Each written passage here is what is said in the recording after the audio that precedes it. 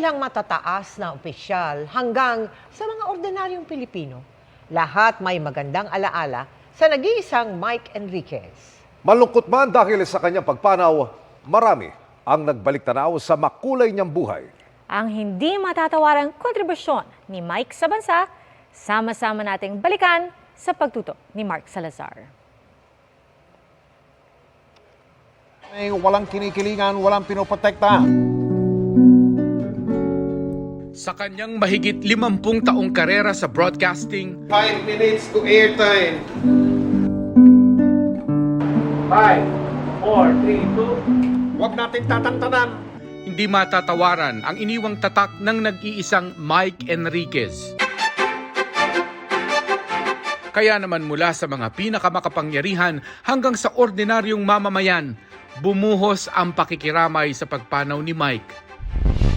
Si Pangulong Bongbong Marcos tinawag si Mike na haligi ng broadcasting industry ng bansa na inilaan ang buhay sa paghahatid ng balitang walang kinikilingan. Maging ang Kongreso, inilarawan siya bilang kampyon ng mga api at inaabuso. Nagpaabot din ng pakikiramay ang ilan pa mga mambabatas na kinilala ang kontribusyon ni Mike.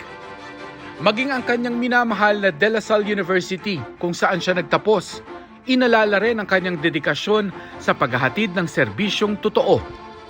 Pati na rin ang community ng De La Salle Philippines na sama-samang binalikan ang mga prinsipyong kanyang itinaguyod at hindi malilimutang tatak na iniwan niya sa puso ng kanyang kapwa Lasallians.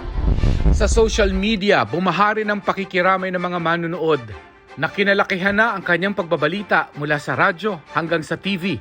Marami ang mamimiss daw ang kanyang unique na boses at paraan ng pagbabalita. Sabi nila, naging bahagi na si Mike ng kanilang almusal at hapunan. Ang ilan sinabing parang nawalan daw sila ng isang kaanak, lalo't gabi-gabi siyang napapanood sa telebisyon. Ang kanyang star sa Eastwood Walk of Fame sa Quezon City, inalayan din ng bulaklak.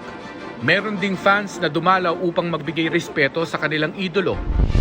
Ang ilang fans nagbalik tanaw naman sa kanyang makulay na buhay gamit ang kani-kanilang sining.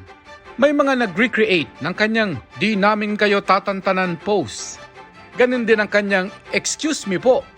May ilan din na ginawang inspirasyon ang linya ni Mike na nag-viral nung nakaraang taon na tila ba nagkaroon ng panibagong kahulugan sa kanyang pamamaalam.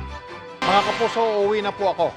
Para sa GMA Integrated News, Mark Salazar, nakatutok 24 oras.